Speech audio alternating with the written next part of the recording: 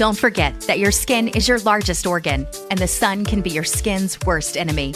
Dermatologist recommended Neutrogena products offer the ultimate protection for your skin.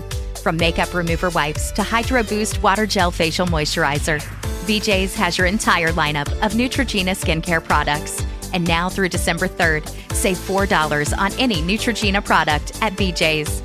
Love your skin back and save now through December 3rd, only at BJ's. Well. Shopping for a car? Yep, Carvana made financing a car as smooth as can be. Oh, yeah? I got pre-qualified instantly and had real terms personalized just for me. Doesn't get much smoother than that. Well, I got to browse thousands of car options on Carvana, all within my budget. Doesn't get much smoother than that. It does. I actually wanted a car that seemed out of my range, but I was able to add a cosigner and found my dream car. It doesn't get much... Oh, it gets smoother. It's getting delivered tomorrow. Visit Carvana.com or download the app to get pre-qualified today.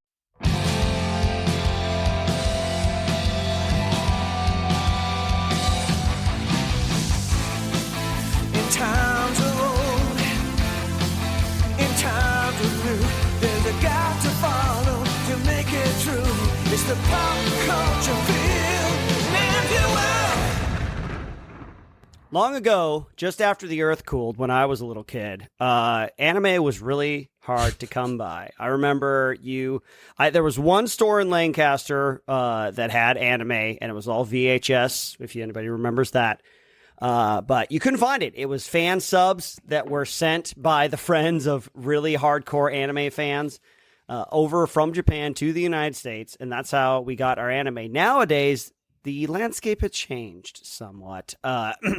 Anime the tides of war have shifted. The tides of war have shifted. The fog of war is gone, and now anime is everywhere. Now, I'm speaking specifically about Japanese animation, but it seems to me, and Cameron, maybe you can help me out with this. It seems like the word anime has spread to encompass more than just Japanese animation. Anime seems like it's like all animation from everywhere.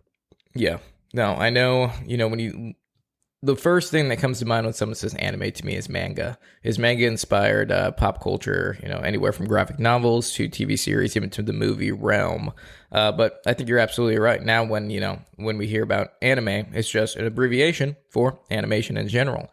So, we've already here on the Pop Culture Field Manual podcast have dedicated an entire episode on Japanese style anime, but we feel that today it is more than essential and arguably necessary to encompass everything animated, to include Japanese, to include Western, to include everything that pretty much makes it on the silver screen that is not a true person acting it out other than their voices. So, Welcome to the Pop Culture Field Manual podcast. People!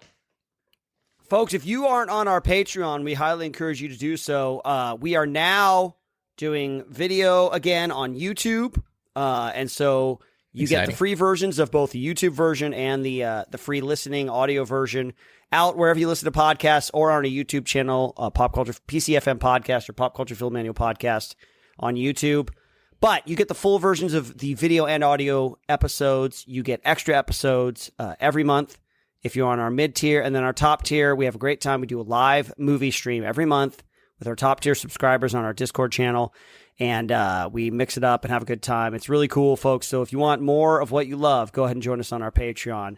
But yeah, man, I love anime, Cameron. There's one on here in particular that I love anime. It's that that it was over for me once I saw this anime, this Japanese cartoon. I didn't know that cartoons could be like this, because anime or animation today, at least, there's all sorts of hardcore concepts and themes and stories that are told through animation, and it's not like just for kids. When I was a little kid, I grew up watching G.I. Joe and Transformers and the like, but it was for kids, right? It was basically, I think, for a lot of American companies, it was aimed at connecting merchandise with the cartoon. It was an excuse to get into merchandising and sell toys. But when I saw Robotech, we'll start off with this one. Ooh, I've never heard of this one. So never heard of it. Well, this is an older one. It's from the early 80s. And there's kind of an interesting story behind it. But when I saw Robotech when I was a kid, totally changed it for me, because not only was it like hardcore, like great action, and like dealt with like pretty heavy themes like an alien invasion where people were getting wiped out by these bombardments from enemy lasers, but a character actually died. There's a character, Roy Folker, in this series, and when he died and he didn't come back, that was like shocking for me. Yeah. As a kid, that's like uncharted waters in the area of animated series. You know, there's always some innocence that you think it encompasses an animation, but when like they remove all innocence and just input reality into these cartoons, I mean, if that's even what you want to call them, I think it changes the game drastically. Yeah, and it certainly did for me, man. That series. There's other stuff that happens later on. Other main characters die, and there's consequences that that move the characters forward and the story forward that are really harsh and hardcore. And it dealt with like romance and interspecies love, I guess you could say. But the series of Robotech, I was exposed to a lot of inappropriate anime, and I'll talk about another one here in later on in the show. But Robotech, if you don't know, early 80s anime series that came to the U.S. at a time when not a lot of Japanese animation was making it across the water. But Robotech, the series, is actually 3 different, completely separate animes that were brought over. I think Harmony Gold is the company, and they were retranslated and re-edited into one coherent storyline. So the first one, Robotech, is actually Super Dimension Fortress Macross, and there are other Macross series that have like split off. That's a mouthful. Thing. Yeah. And then later on, as the story progresses, it kind of jumps ahead to the next generation of people that are supposedly like the children of the characters from the first series of Robotech. Robotech Southern Cross was actually Super Dimension Cavalry Southern Cross, totally different anime, never took place on Earth. It's like took place way in the future on a totally different planet, but they re-edited it and got different voice actors to play all these parts as if they were like the children of the first series.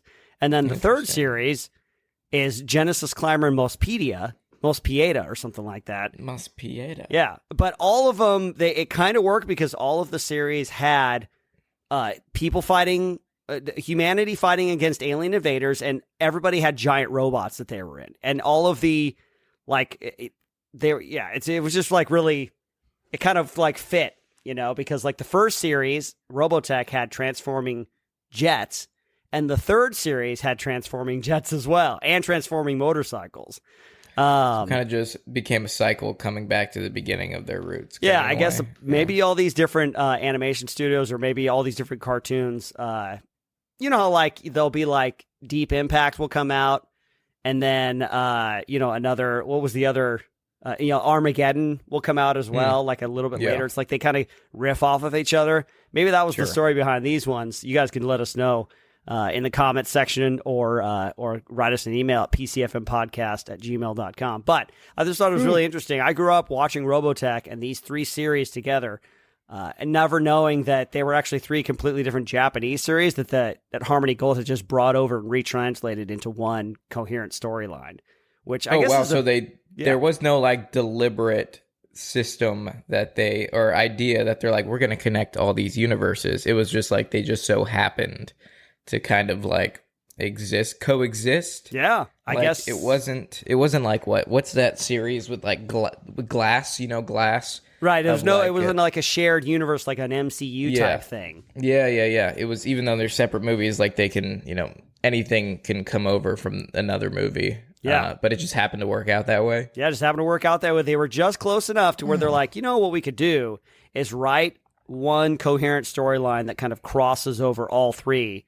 And then we just kind of mold them and shape them together. Like they did they did a pretty good job, because the aliens in the second universe were called the Robotech Masters. Like the first one, they were the Zentradi, which were giant people, like a giant race. But then they have the storyline that they were actually a race created by what's called the Robotech Masters. But the Robotech Masters, I think, are the bad guys in the second series.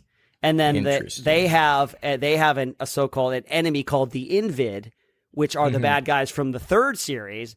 that are their enemies, and then Earth gets caught in the middle. But that just made that up, you know?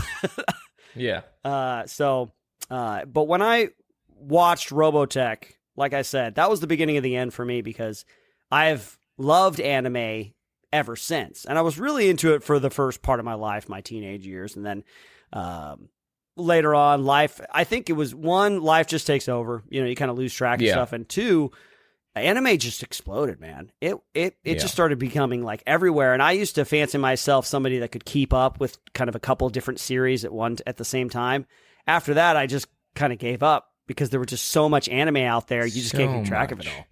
I remember growing up, like I got into anime really quickly because I would just go to the local bookstore. Like you go to Barnes and Noble, and then the graphic novel section was just a corner. It was maybe one, bookshelf that had multiple graphic novels, and that's where I, got my anime. I remember I used to have in my room this long shelf just full of Naruto, Full Metal Alchemist, and the Bleach mangas. And I felt so cool because, like, back then, I mean, today I don't read. I don't freaking read. Who does that? Yeah, but I would, like, knock those books out in, like, a day. And it was super cool that instead of reading from left to right, you read graphic novels reverse, so you read them right to left. Yeah. And I was like, this is super different, and, like, I guess my parents were like, oh, he's actually reading. I didn't think they knew exactly what I was reading because even in like those animes, Naruto, Full Metal Alchemist has a lot of adult themes in there. There's like, human sacrifice. There's, basically, I guess like you can call their alchemy kind of like witchcraft in a way, like, conjuring demons, supernatural abilities, but like death is a huge theme in there. And, not even just regular death, but like child death is like in there. Yeah. And because like in Full Metal Alchemist, like they try to bring back their mother as young kids, and in their pursuit of bringing their mom back, he loses his arm, he loses his leg, he loses his entire brother. That he's his body becomes like eaten by these demons, and then he puts his brother into a suit of armor through alchemy to keep his soul alive. Like. Those themes for a little kid is like, oh my God. Yeah. But I don't, thinking back all the way to like my first exposure, and I know that was like more Japanese anime, but everybody on this podcast knows that I'm a huge Lord of the Rings fan. Mm-hmm. And like before I ever watched the movies, because like I was born in 95, so I had a good 6. What did the first one come out in 2001 or 2003? I thought it was 2001. All right, let's see. Fellowship release. It came out, 2001. Yeah, 2001. So I was at least 6 when this movie originally came out. But before this movie came out, there was a Lord of the Rings film. Mm-hmm. And there was The Hobbit was already out. Like the Fellowship, like the entire Lord of the Rings series was out. And it was an animated movie. Yep. I mean, it was a terrible animated movie. 1977, yeah. Yeah, the animated movie nonetheless. And I remember I had all 3 of those in like not even the real DVD holders.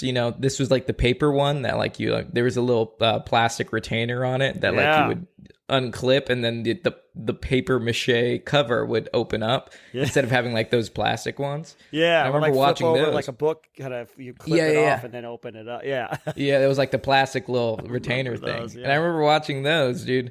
And that was, I think, my true like introduction to adult themed animes. Because I mean, like, in still Lord of the Rings, you have Lost, you have obviously the Balrog was like not what I have tattooed in my arm back then. It was like this giant man with wings who had like this bull head, or like no, he had a lion head. Yeah, and that was the Balrog. And I'm like, wow. The Lord of the Rings animated did something with like, it was almost like cell shading, where they would film a live actor and then they would cell shade the cells to make it like it was animated. But a lot of the Lord of the Rings stuff wasn't like legit animated. It was this kind of weird kind of cell shading technology that they did back then, Oh, that's interesting. Yeah. I mean, to me as a young kid, I was like, this is a cartoon. This cartoon looks crazy. Yeah. It looked like an oil painting. Live action footage, which was rotoscoped to produce an animated look. Yeah.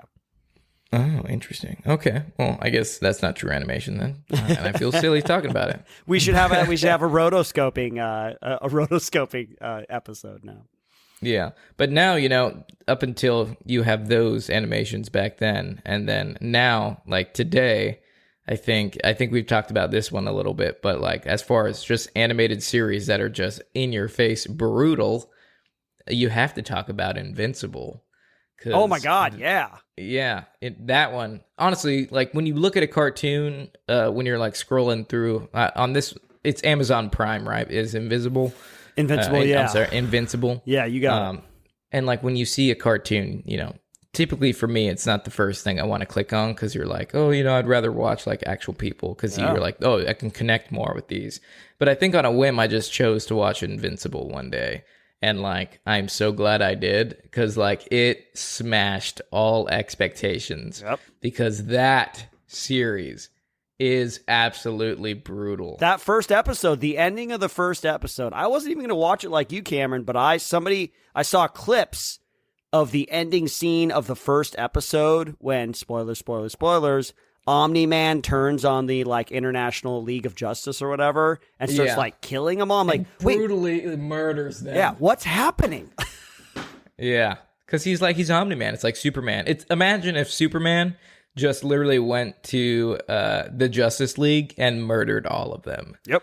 Yeah, that's literally what happens in episode 1. And then after episode 1, every intro, the title screen gets bloodier and bloodier and bloodier when it comes on. And I think like small details like that are awesome. But yeah, Invincible was, as for an animated series, I think that's as good as it gets when it comes to like violence. Yeah. It's brutal.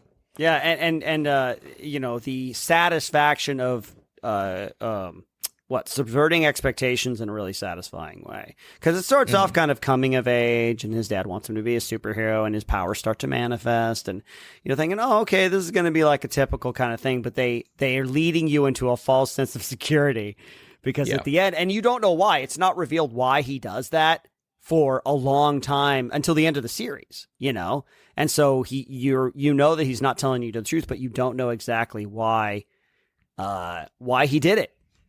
And they've got great parallels. I love when they do like the parallels for the superheroes that we know, because Omni-Man is obviously a stand-in for Superman, and there's an organization that's kind of the stand-in for S.H.I.E.L.D., where they are kind of they're a government organization, and there's one guy that's kind of in charge of them, that's trying to figure out how all these people got killed, and there's other kind of stories in the midst of all that. But yeah, Omni-Man is brutal, man. Like there's that alien race that comes in that his son and his team, kind of the B team, that kind of has to step up now, or is having trouble with. They come from like an interdimensional thing where the timeline moves differently for them.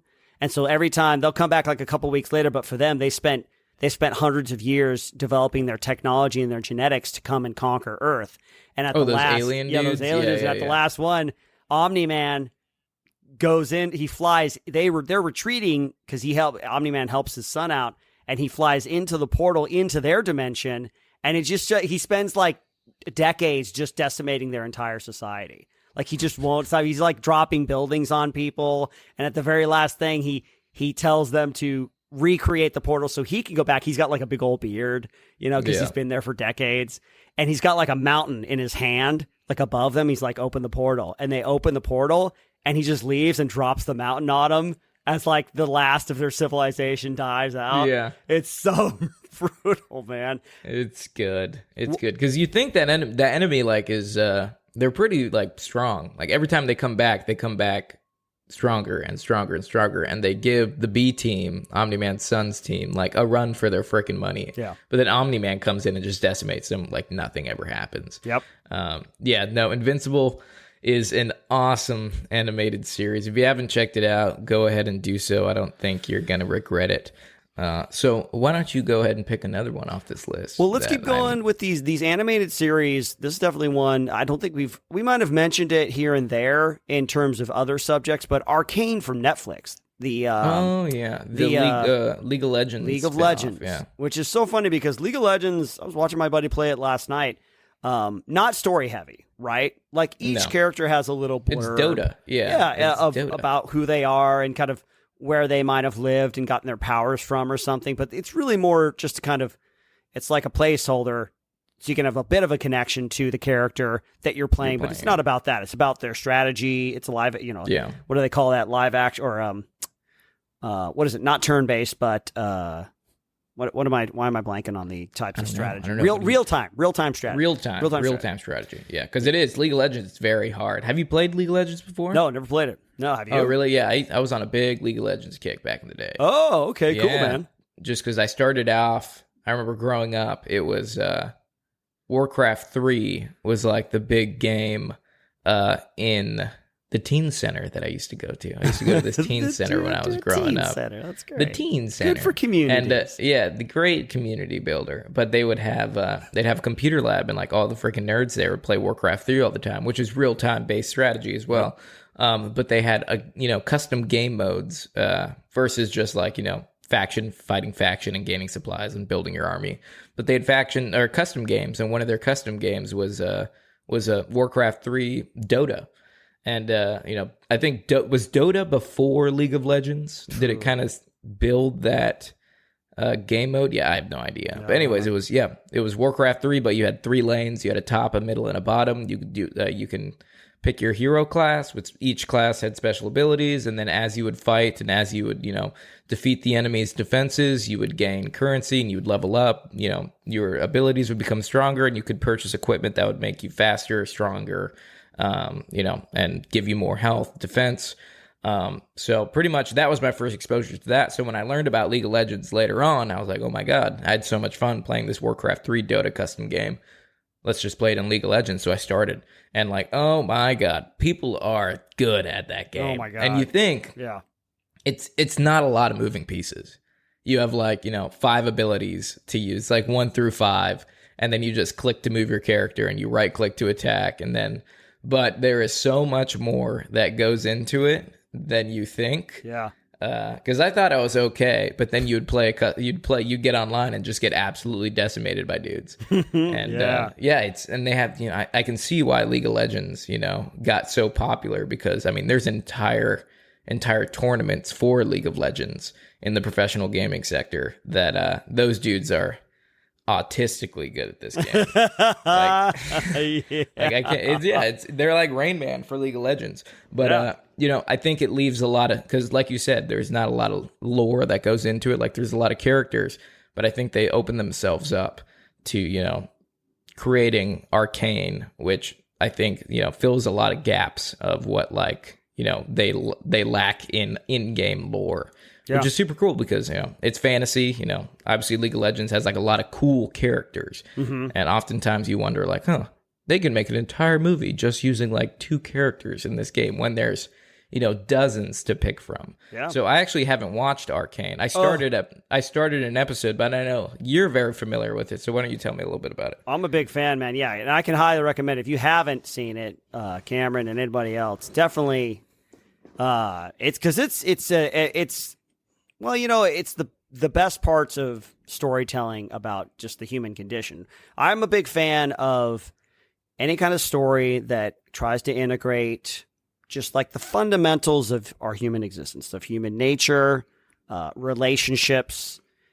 Even this one, there's a lot of political, kind of universal political issues that it deals with.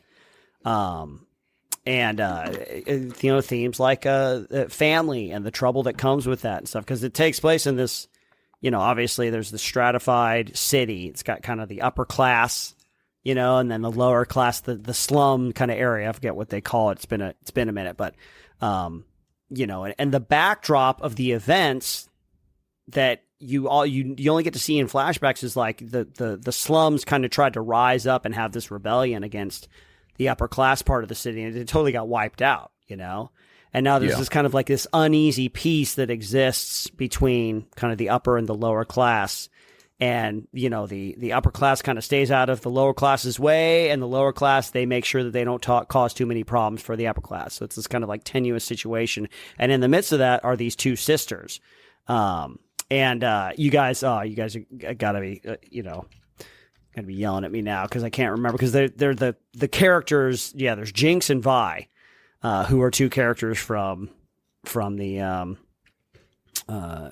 video game. Yeah, and they're little girls in the midst of the rebellion. And then it kind of jumps ahead 5 years to where they're teenagers, and they're doing the best they can. And then they get kind of caught up in the larger machinations of the different groups. And 4 or 5 episodes in, there's this disastrous event that separates the sisters, and the older one, Vi, with the red hair, she gets thrown in jail, and the younger one, Jinx, gets taken in by this criminal overlord and kind of like, fostered by her, essentially.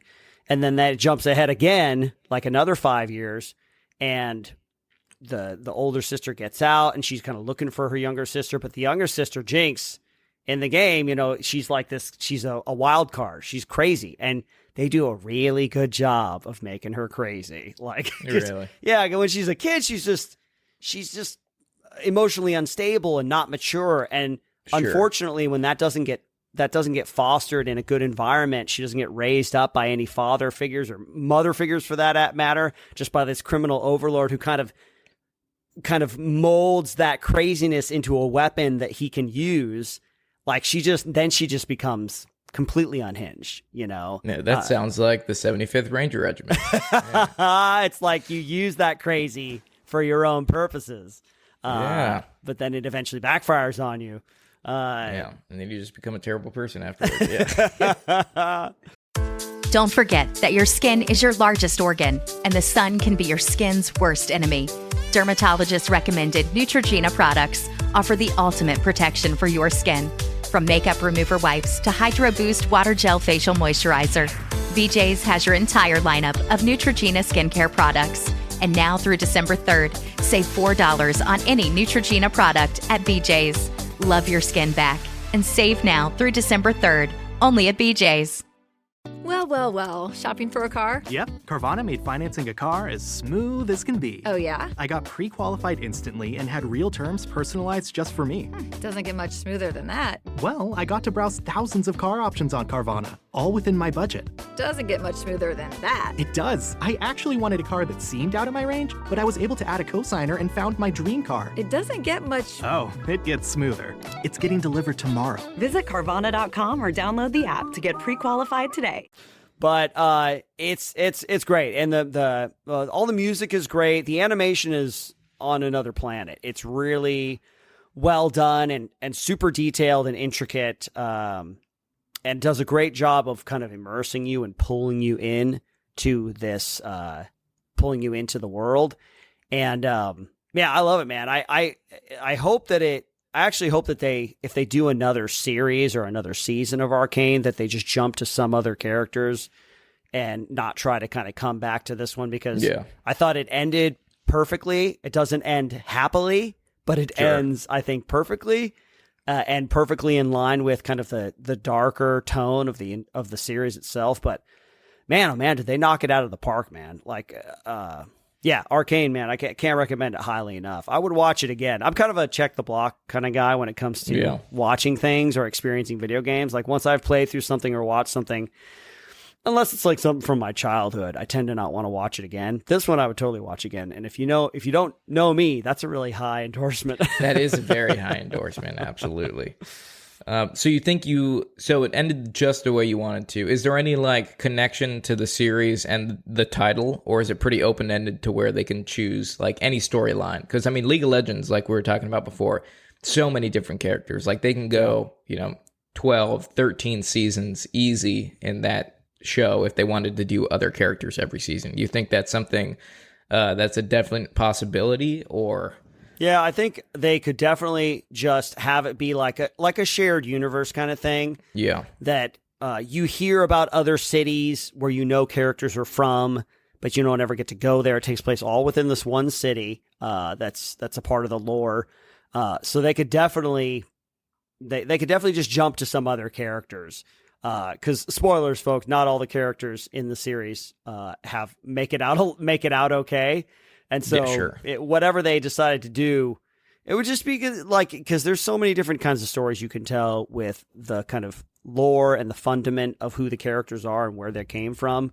They totally could. Maybe they could have characters from this first series kind of guest star or make appearances in the other series. Yeah. But I just, I don't know. I think it's one of those things where I thought they did such a good job with it that just keep it where it is. Just leave it, let it lie, which means that they probably won't because everything they got to make money. Everything in Hollywood has to be ruined, and they have to mine it for every little piece of little. They have to rehash it and repackage it and make it sequels. Sure. Well, that's cool, man. I'm gonna have to check out Arcane again because I know, like I said, I started it, but I didn't really I don't think I gave it the time of day because sometimes I'll just throw something on the TV just for like background noise, and then I'll like work around the house or something. Yeah. But no, I'll definitely take some time to actually watch that one. One animated, I kind of consider this, almost Japanese animated, but it's totally not. But they have a movie that they, animated, and this is one piece of pop culture, and I don't even want to say it's pop culture because I think it's historical culture that I was at a young age I got super into because it just. It was just so interesting to me. And it's Dante's Inferno, the epic poem.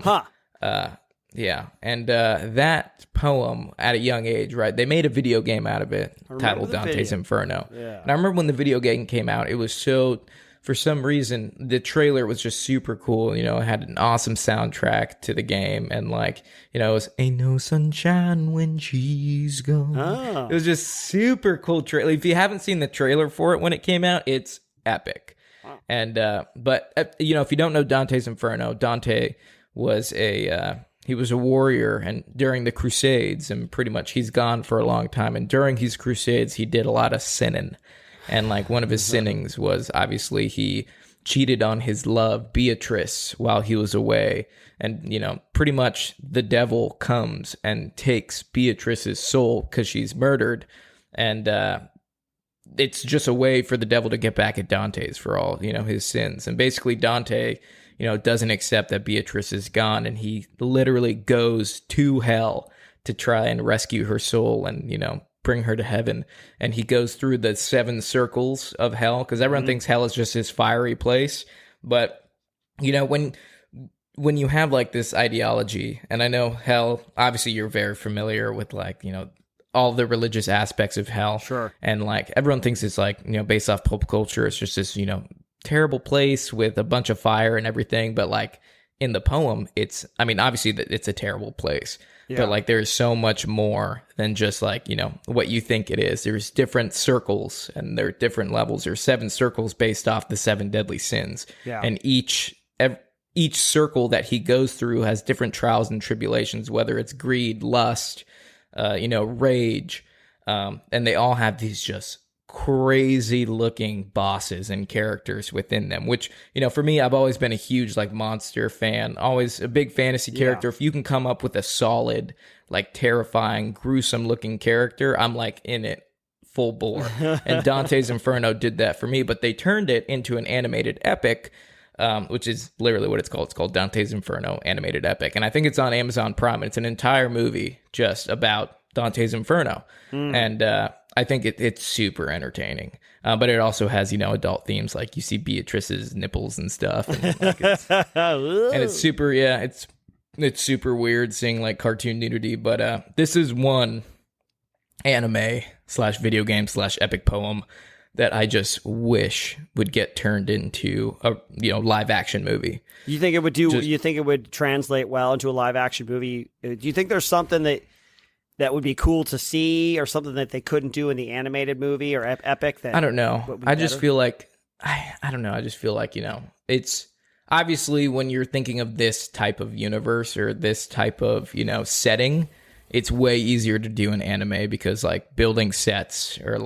programming this CGI would be almost next to impossible, right? Because it's things we've never seen before. Yeah, because it's hell. It's literally an idea of a place that nobody is can say firsthand that they've seen, experienced, and translated. It's based off writing, it's based off tale, and it's I don't know. It's just so I think it would make one of the most epic fantasy movies of all time.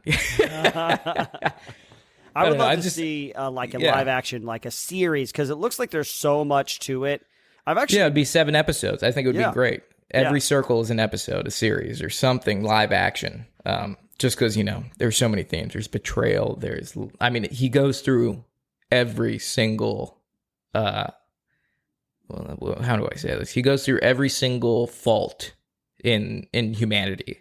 Yeah. So and every time he goes there, he either, has experienced it himself to where he's facing some trial or tribulation where he's literally combating himself and what he's done in his past, or he encounters somebody, that he's seen through his, in the Crusades, that their soul is there damned and they're going through it. Yeah. So it's just really deep. It's very it's not a child movie at all, for sure. No, definitely. Yeah. But I don't know, there's always this I think curiosity to me, because this is all the imagination, right. turning this epic poem. Like when you read literature, it's something I really like is for example, Dune, it's based off of a book, but when you take these words and you turn them into something visual, other than scripture, I always love to see what the human mind can interpret and turn into something visual. Yeah. Because I'm a big visual guy. That's why I don't read. I'll listen, but I like to watch. You like to watch. You don't read. I like to watch. Let me watch. No, it's wild, man. And translation is an interesting process when you are translating or adapting something from a book to the screen, because they're two different mediums, right? Like you say, movies, television, those are primarily visual, right? Because you could do audio dramas, or you could read a book, or you could watch something. And so how do you bring all these images to life, and like you say, Dante's Inferno is one of these classics, these epic all-time classics of literature that has so much depth to it. And it's are you still going to be able to bring that kind of depth when you visualize it? Or are you going to have to, can you bring it in a different way to where the audience still gets the depth? But you can't use all the words that he uses because we're not doing a novel here, So I respect that, man. Dante's Inferno is one of those classics. I've read half of it. I've read the hell part, but not the paradise part, because he kind of goes up through. He goes into hell, he comes out through purgatory, and then he goes into paradise. But that's pretty cool, man. I never. And correction, it's not 7 circles; it's 9 circles. So it'd be 9 episodes. 9 circles. Yeah. Limbo, lust, gluttony, greed, anger, heresy, violence, fraud, and of course treachery. There you go. Yeah. It's crazy. Yeah. But anyways, right on, man. That's one I thought was super cool, especially in the video game. The video game is tight. It's it's really fun to play. That's cool, man. I never did play that. That was our PS2, PS3? I think it was PS3 or something. Okay, right. I know it's available on Xbox. I recently picked up an Xbox and I've been gaming it up. All right. So it's available on Game Pass there. So I was thinking, I've played it before, but way back in the day, because it came out a long time ago. And a long time ago for me is early 2010. But cool, man. I think, we've hit some really good ones. We have such a long list here, and we're going to have, just like we do in classic PCFM fashion, we're going to have to do another episode Part 3, on animated series, because there is so many. We just we didn't even knock out half the list we have here. No, we didn't, man. No, it's but that's okay. You guys, don't worry. Keep an eye out, or keep an ear out, rather, or both, for anime or animated Part 3. Yeah. We'll move on. And then we're going to go to part 20. Probably, part 20, yeah. We're going to have we're going to have an offshoot podcast that's just about animation, which I'm sure there are some out there. But, let's move on to our fan question before we get into the game and wrap this episode up, because I'm pretty sure you guys have arrived at your location from driving already, so you probably want to get out of the car.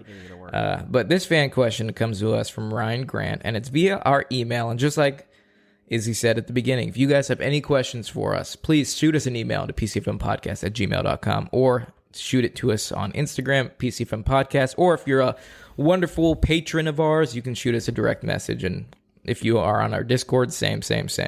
But Ryan wants to know, if you could exist in any anime world, which would it be?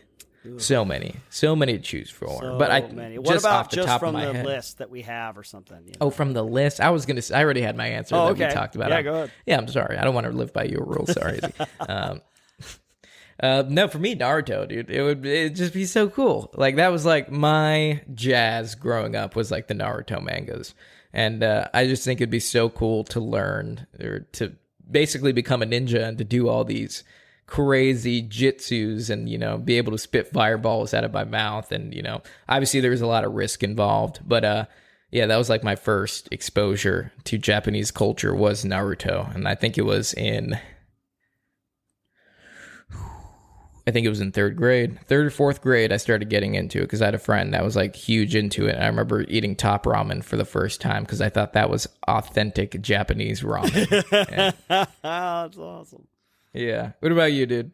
I mean, just we didn't get to it in this episode, talk about it in depth, but Ghost in the Shell, that world, I always loved sci-fi, high technology, cyberpunk type era. I'd love to be working for, what does she work for? What, Section 7? Section 6? Section 9? Anyway, she works for one of the sections in this multinational corporation-run nation. But I'd be down with like cybernetic implants and stuff, only on the high-end level, because obviously it's not just living in this animated world or animated universe. It's being able to choose your role within it. Because I just wouldn't want to be like a regular person in the Arcane series. I'd be like some slum guy. But Ghost in the Shell, Slumdog Millionaire, some police officer working for Section 7, going out fighting the cyber bad guys and stuff. Because I just found that to be so intriguing, And hey, I don't want anybody talking bad about the live action movie with ScarJo. I like that movie. I like that movie a lot. There's a Ghost in the Shell live action? Yeah, dude, it was back in 2017. I haven't Scarlett seen it. Johansson was in it. The movie itself was visually beautiful. The story left a little bit to be desired. It wasn't the best told story, but it looks awesome. You could definitely tell. I had no idea. I'd have to go check that one out. Yeah. Go check it. Tell me what you think, man. I thought it was pretty cool, Okay, pretty action packed. I will, absolutely.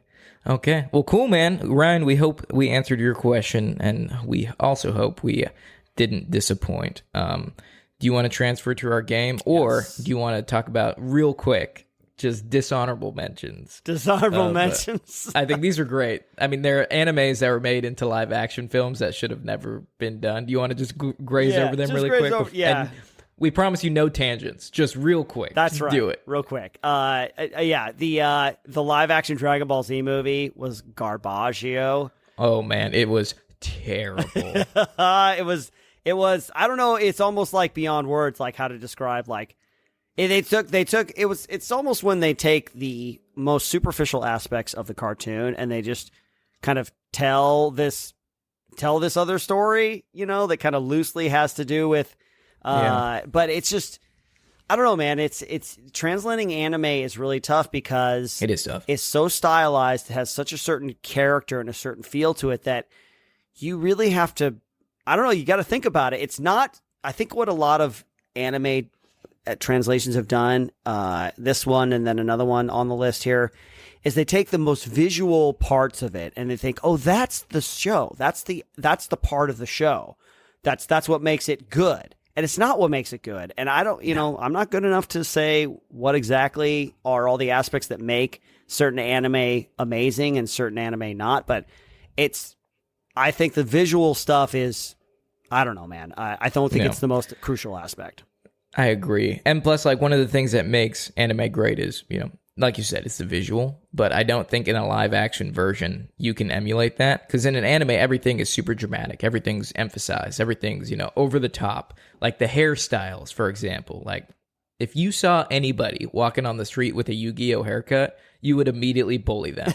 So it's like sometimes anime is like a good escape to be able to creatively do these things. Because in the Dragon Ball Z Evolution movie, they just pick some random white guy and then they give him a Goku haircut, and he looks like an idiot. Like it's that ruins the movie for me, at least. Like, it doesn't matter about the storyline, whatever. But if I'm watching something and I can't take it seriously because it just looks so dumb, I'm not gonna get into it. But we promise no tangents.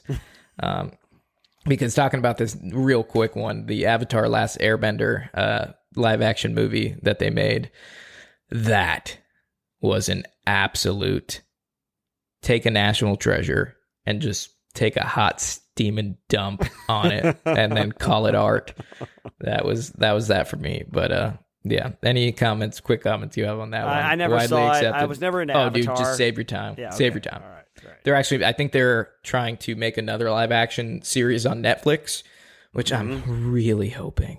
Because I love Avatar: Last Airbender. That was like me growing up. And I even watched like the spinoff like afterwards with, oh my God, I'm totally blanking on it. But they had a spinoff with like, the water girl, Legend of Korra. Yeah, Korra. Yeah, Legend of Korra. I watched that one too, and that one was great too because they like introduced like the changing of time from like ancient China or whatever. You know, obviously it's Chinese influence or Japanese influence, and they like introduce like technology and like steam engines and whatnot, and it's just super cool. But anyways, I really hope that turns out to be good. But we have a game to play. Let's play this game. Yes, dude. Yeah. I have the game here, and this game is called Cartoon It Up Part 2. Cartoon It Up. While it's a sequel to the game we played last time when we did an anime episode, it has nothing to do with the other one other than its terrible name. So thank you, Chris, for coming up with Thanks, this Chris. Appreciate that. I thought it was going to be like a game where it was like, what's better, the Uchiha or the Uwu? Yes, this is a lot more simplified. Okay, perfect. This game is for you, Cameron. I'm the game master. This time the game is a lot harder, though, so you probably won't survive. All you have to do is tell me the order in which these 5 Hayao Miyazaki films were released, from oldest to most recent. So you don't need to know the year, but you have to start with the beginning and tell me the order that they were released. And Alex, and that's awesome because I have no idea who Hamatama Miyazaki is. I'm a big fan of his. We've talked about Howl's Moving Castle, Princess Mononoke, Castle in the Sky, Nausicaa, the Valley of the Wind, that kind of stuff. Okay. So, well, this is absolutely going to be a slaughter because I'm pretty sure they all came out in the same year and the same month. I think we just need to rip the Band-Aid off, Cameron, and just let's do it, man. So I will give you the movies in no particular order. You give me the correct order in which they were released from furthest away to closest to us in timeline. Okay. Spirited Away, My Neighbor Totoro, Princess Mononoke, Porco Rosso, and Ponyo. Oh God! I was like, wah, wah, wah, wah, wah. I just said like random words like, to you. Pidokido and Padutu. That's what I got from there. I mean, I'll try this because I've seen Spirited Away. I've seen My Neighbor. What's his face? My Neighbor Totoro. Okay, good. Yeah, all right. Totoro. So you have a bit of a range there. Yeah, just got to fill it in. Because I know Spirited Away came out some time ago. I'm gonna go ahead and say the earliest was, what are the 3 besides My Neighbor and Spirited Away? You got Spirited Away, My Neighbor Totoro, Princess Mononoke, Porco Rosso, and Ponyo. Oh man, I think 3 P's. For some reason, Ponyo is like stands out to me to be the newest one. Okay. I don't know why. That's just a hunch. So I'll work my way from newest to oldest. Okay, so I'm gonna Ponyo. put Ponyo. Okay. Ponyo's the newest. I'm going to go the princess after that. Okay. And then I'm going to put My Neighbor, Potudo. I don't know. I still don't know how to say that. And then the other P one, and then Spirited Away as the earliest, which I know is completely false. But I just have to submit answers here because I have no idea, to be honest. So how did I do? So give me that one more time. Ponyo, Princess, Totoro, Porco. Yeah. And then Ponyo, Princess, My Neighbor Papa, the other one, Porco Rosso, Porco Rosso, and then Spirited Away as the oldest. Okay. All right. Away. All right. Well, let's see. Let me get these things lined up. If I got one, I'll be happy. You got 2 of them. Oh, nice. Nice, dude. I'll take it. So you had Spirited Away. You had from oldest to newest: Spirited Away, Porco Rosso, My Neighbor Totoro, Princess Mononoke, and Ponyo. The actual order is My Neighbor Totoro in 1988, Porco Rosso in 1992, so you got that one. Princess Mononoke in 1997, Spirited Away in 2001, and then Ponyo in 2008. So you got the correct order with Porco Rosso and Ponyo. Everything else was kind of just mixed up. Okay, dude, I'll take that, man. I'll take that. That's good. Because, I mean, it's hard to date a cartoon, right? Especially like an anime, like looking at it, especially if there's a difference between a decade, most of the time you're not going to get them. Well, this one, I mean, when it comes to things like Ponyo and Spirited Away, they started to use a little bit more computer animation. So that would be one of the giveaways. But all the other ones, like you say, that, you know, well, Princess Mononoke, if you've seen them, you probably might know.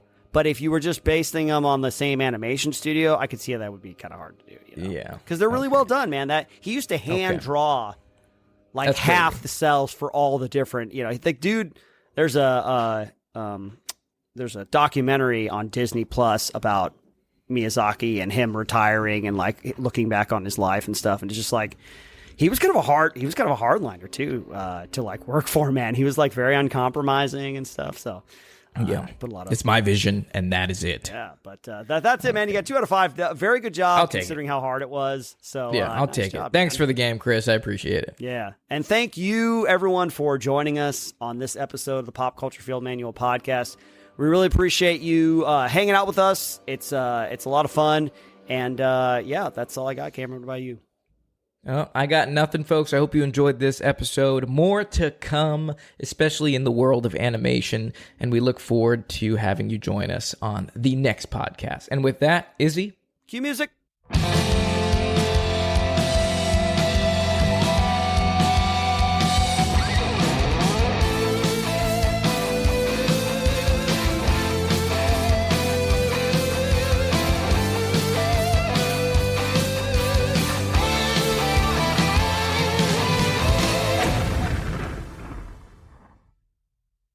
What's going on, everybody? You just listened to the free version of the PCFM podcast. If you want full-length versions of podcast episodes, plus much more, head on over to our Patreon page at patreon.com/PCFM podcast. That is right, Israel. If you want access to this full episode, you have to subscribe to the Fuzzy Private tier, which is our cheapest tier on Patreon at $5 a month. But if you are interested in a little bit more, we also have the Salty Sergeant tier at $8 a month and the Lifer tier at $12 a month. So hopefully we will see you there, PCFM family. Cue music. Don't forget that your skin is your largest organ, and the sun can be your skin's worst enemy. Dermatologist recommended Neutrogena products offer the ultimate protection for your skin. From makeup remover wipes to Hydro Boost Water Gel Facial Moisturizer, BJ's has your entire lineup of Neutrogena skincare products. And now through December 3rd, save $4 on any Neutrogena product at BJ's. Love your skin back and save now through December 3rd, only at BJ's. Well, shopping for a car? Yep, Carvana made financing a car as smooth as can be. Oh, yeah? I got pre-qualified instantly and had real terms personalized just for me. Doesn't get much smoother than that. Well, I got to browse thousands of car options on Carvana, all within my budget. Doesn't get much smoother than that. It does. I actually wanted a car that seemed out of my range, but I was able to add a cosigner and found my dream car. It doesn't get much... Oh, it gets smoother. It's getting delivered tomorrow. Visit Carvana.com or download the app to get pre-qualified today.